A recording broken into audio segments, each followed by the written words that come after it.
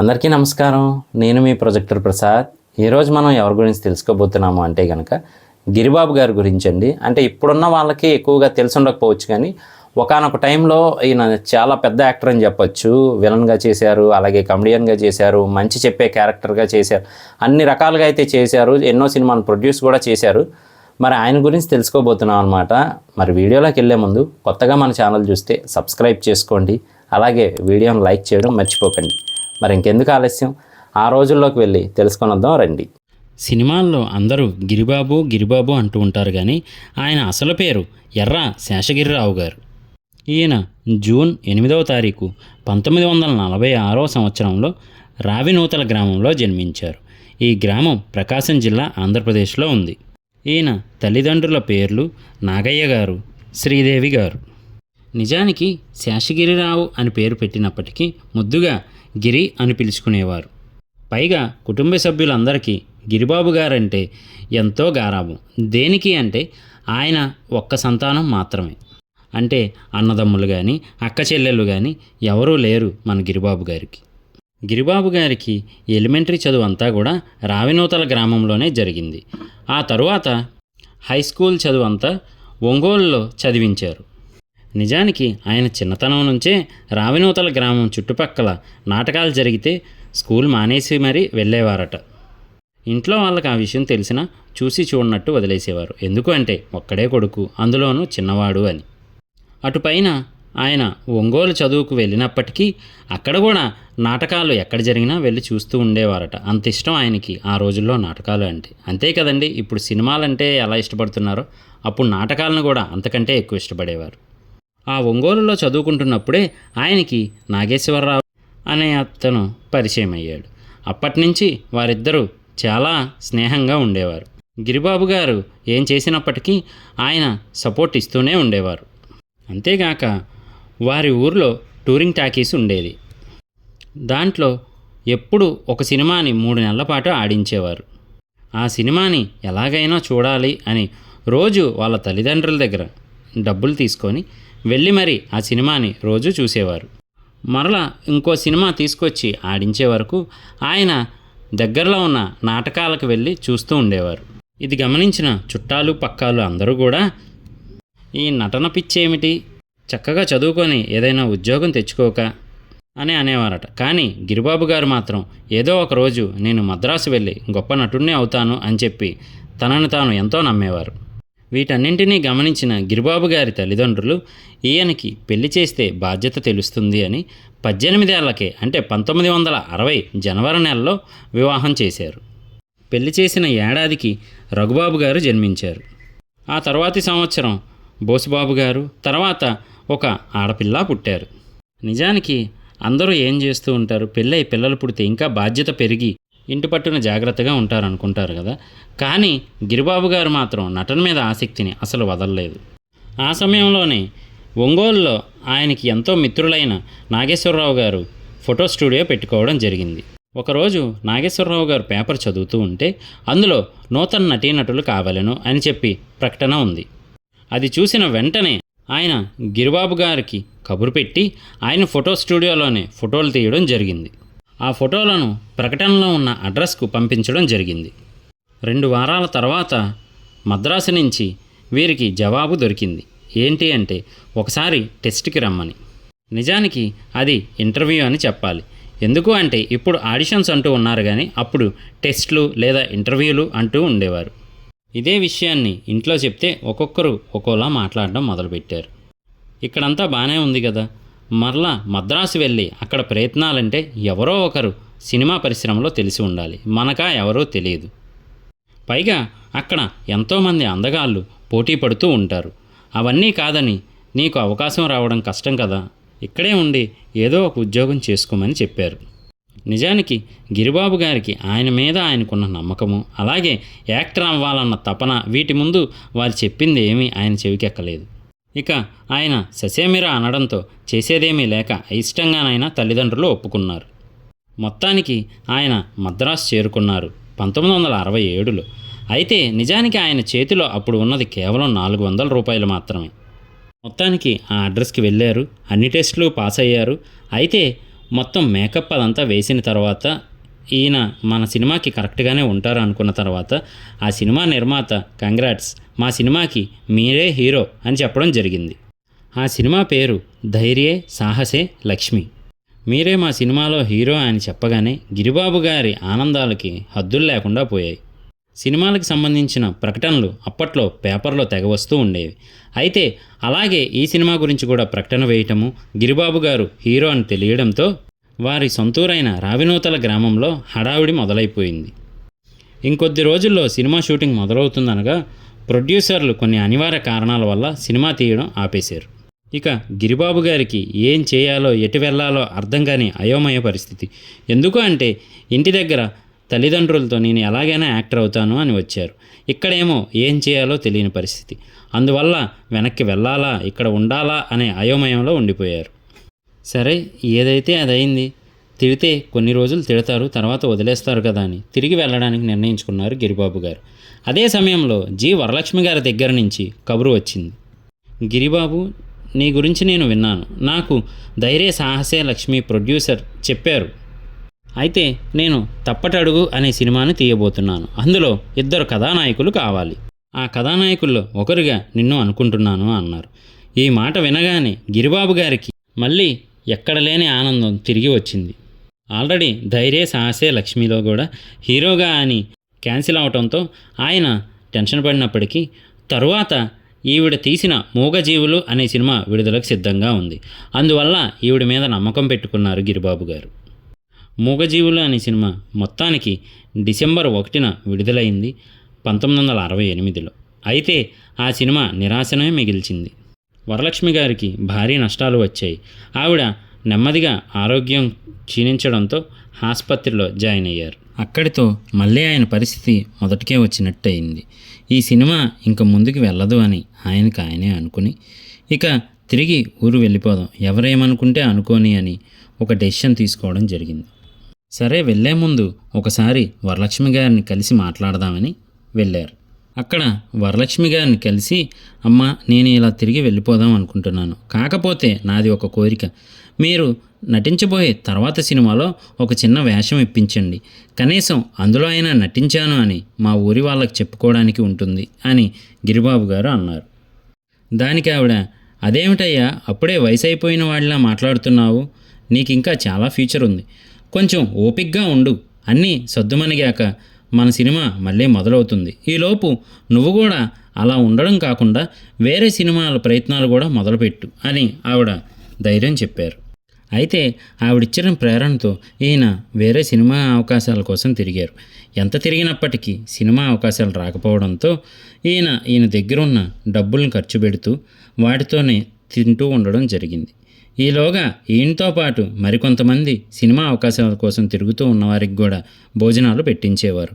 అలా ఈయన దగ్గర ఉన్న డబ్బులన్నీ అయిపోవడంతో ఇక చేసేదేమీ లేక తిరిగి సొంతూరు వెళ్ళిపోయారు. అయితే ఇక కుటుంబ సభ్యులు కూడా, నీకు ఇప్పుడు 3 పిల్లలున్నారు, వాళ్ళ పోషణ కావాలి, దానికోసం నువ్వు ఏదైనా ఉద్యోగం చేసి ఎంతో కొంత సంపాదించు అని చెప్పడం జరిగింది. అప్పటి నుంచి గిరిబాబు గారు టూరింగ్ టాకీసుల వైపు నాటకాల వైపు వెళ్ళడం మానేసి ఏదో ఒక పని చేసుకుందామని నిర్ణయించుకున్నారు.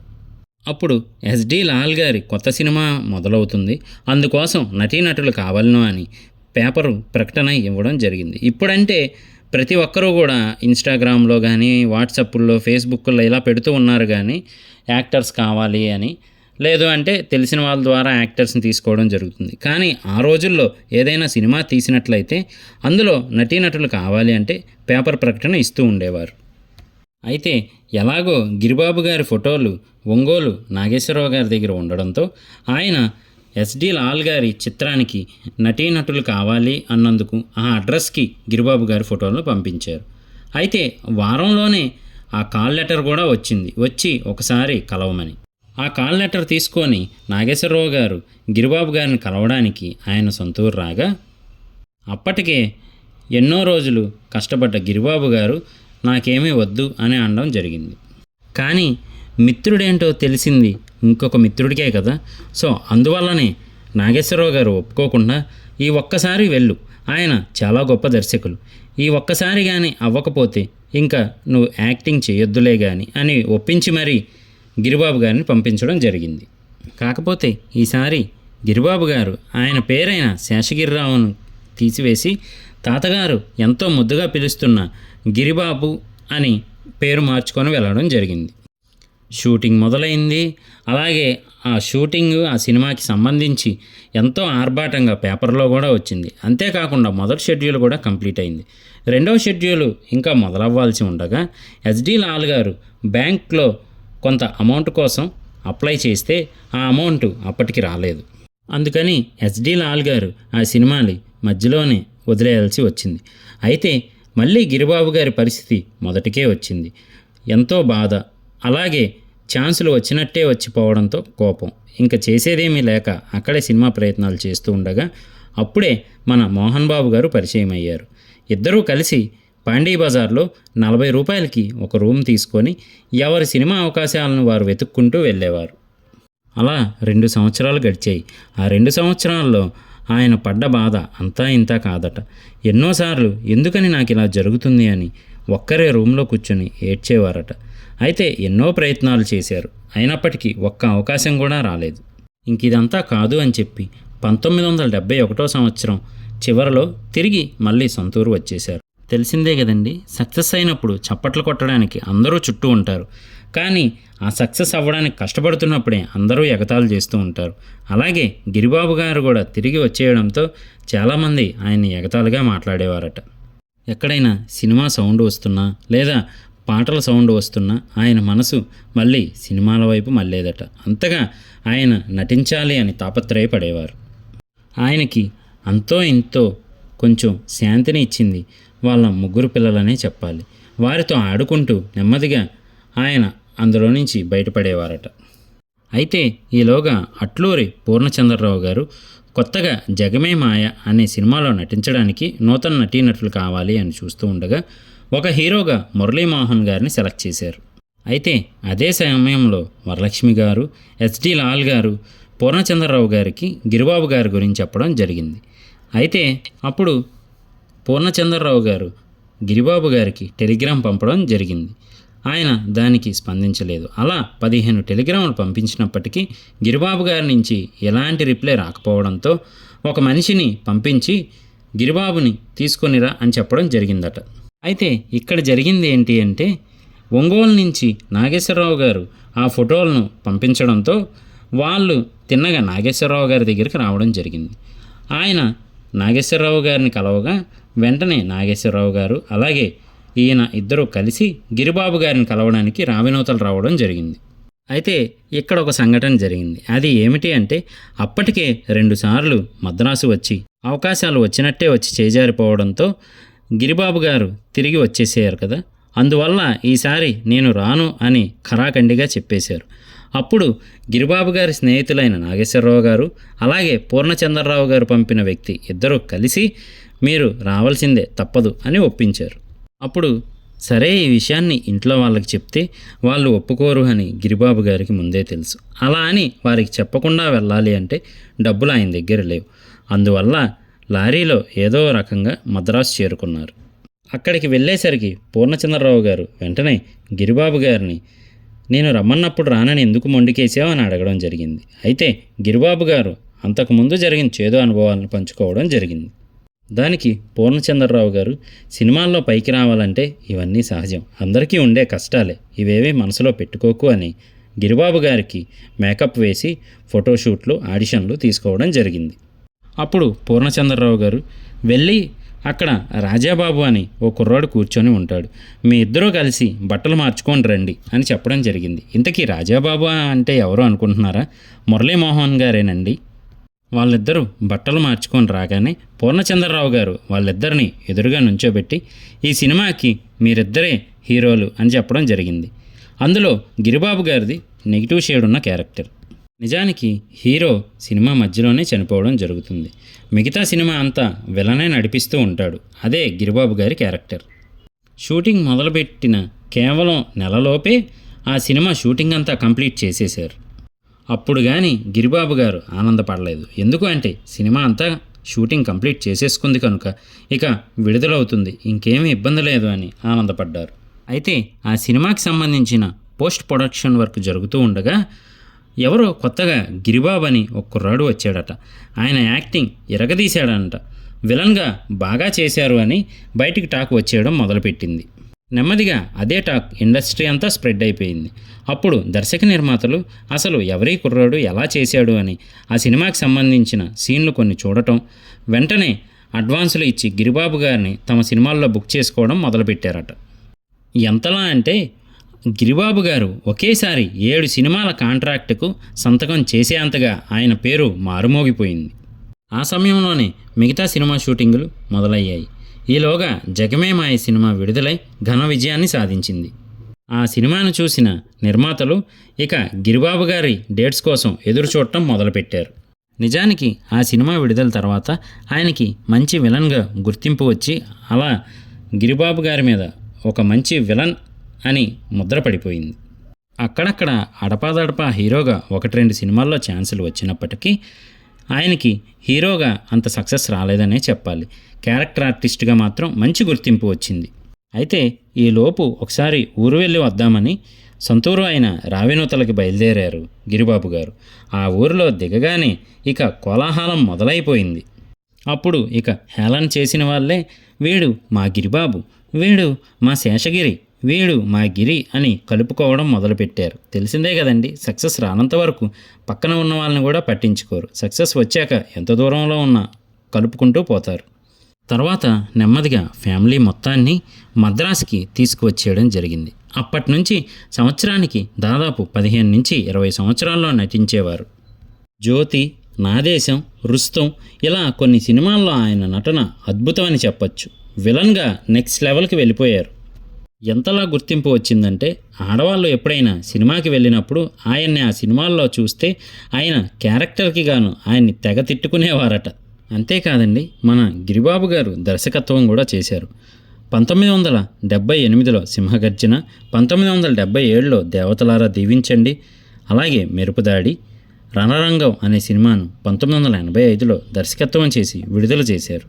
అలాగే 1989లో గిరిబాబు గారి చిన్న కుమారుడైన బోసుబాబు గారిని హీరోగా పరిచయం చేస్తూ ఇంద్రజిత్ అనే సినిమాని కూడా తెరకెక్కించారు. ఈ సినిమాలో ఈయన తనయుడు కౌబాయ్గా నటించారు. అయితే ఈ సినిమా ఫ్లాప్ అయింది. కాదు చాలామంది ఫ్లాప్ అనే టాక్ని స్ప్రెడ్ చేశారట. అందువల్ల ఆయన పెట్టిన డబ్బు అలాగే తన తనయుడి కెరియర్ కొంతవరకు కోల్పోవాల్సి వచ్చింది. అయితే పెద్ద కొడుకు రఘుబాబు గారు మాత్రం గిరిబాబు గారితో కలిసి ఉంటూ ప్రొడక్షన్ పనులు అవన్నీ చూసుకుంటూ ఉండేవారట. అయితే ఆయన 1990లో మొండి మొగుడు, పెంకి పిల్లం, అలాగే దొంగలున్నారు జాగ్రత్త సినిమాల్లో నటించడం జరిగింది. అయితే దాని తర్వాత ఆయనకి నటుడిగా అవకాశాలు రాలేదు. మళ్ళీ కృష్ణవంశీ గారు తీసిన మురారి అనే కుటుంబ కథా చిత్రంలో ఆయనకి ఒక మంచి క్యారెక్టర్ వచ్చింది. అలాగే రఘుబాబు గారి గురించిన జీవిత విశేషాలన్నీ కూడా మన ఛానల్లో వీడియోగా పెట్టడం జరిగింది. చూడకపోతే ఒకసారి చూడండి. రఘుబాబు గారు నటిస్తున్నప్పటికీ గిరిబాబు గారికి మాత్రం ఆఫర్లు ఎక్కడా తగ్గలేదనే చెప్పాలి. ఆయన నటనా ప్రస్థానం మొదలుపెట్టినప్పటి నుంచి మొన్న ఈ మధ్య శర్వానంద్ గారు నటించిన శ్రీకారం సినిమా వరకు ఆయనకి సినిమా అవకాశాలు వస్తూనే ఉన్నాయి. నిజానికి గిరిబాబు గారు జయభేరి సంస్థను స్థాపించి అందులో చాలా సినిమాలని ప్రొడ్యూస్ చేశారు. అయితే ఎక్కడా కూడా అది ఎక్కువగా బయటికి తెలియకుండా చూసుకున్నారు. ఆ సంస్థని తరువాత మురళీమోహన్ గారికి ఇచ్చారట. ఇప్పటికీ కూడా గిరిబాబు గారు పిల్లలు, మనవాళ్లతో కలిసి ఉమ్మడి కుటుంబంలోనే జీవిస్తూ ఉన్నారు. అంతేకాక ఆయనకి ఈ జీవితం రావడానికి మెయిన్ కారణమైన నాగేశ్వరరావు గారిని ఎప్పటికీ గుర్తు చేసుకుంటారు. నాగేశ్వరరావు గారు అంటే అదేనండి, ప్రాణ స్నేహితులు ఉన్నారు కదా ఒంగోలు నాగేశ్వరరావు గారు, ఆయన్ని ఎప్పటికీ గుర్తు చేసుకుంటూ ఆయనకి ఆర్థిక సహకారం అలాగే ఎన్నో విధాలుగా సహాయం అందించారట. ఈ వీడియో మీకు నచ్చిందనే అనుకుంటున్నాను. ఈ వీడియో మీకు నచ్చితే కనుక లైక్ చేయండి. అలాగే కొత్తగా మన ఛానల్ చూస్తే కనుక సబ్స్క్రైబ్ చేసి సపోర్ట్ చేయండి. ఈ వీడియోలో చెప్పిన వివరాలన్నీ కూడా మేము సామాజిక మాధ్యమాల ద్వారా మాత్రమే తీసుకోవడం జరిగింది. అంతే తప్ప అప్పటి వ్యక్తులను కలవడం కానీ, సంఘటనలను చూడడం కానీ, పరిస్థితుల్ని అనుభవించడం కానీ జరగలేదు. అందువల్ల ఈ వీడియోలో ఏవైనా వివరాలు తప్పుగా చెప్పి ఉంటే క్షమించవలసిందిగా కోరుకుంటున్నాము. అలాగే మన ఛానల్లో ఏ ఇతర వీడియోల్లో అయినా వివరాలు తప్పుగా చెప్పి ఉంటే క్షమించవలసిందిగా కోరుకుంటున్నాం. నేను మీ ప్రొజెక్టర్ ప్రసాద్. మళ్ళీ నెక్స్ట్ వీడియోలో కలుస్తాను. Thank you.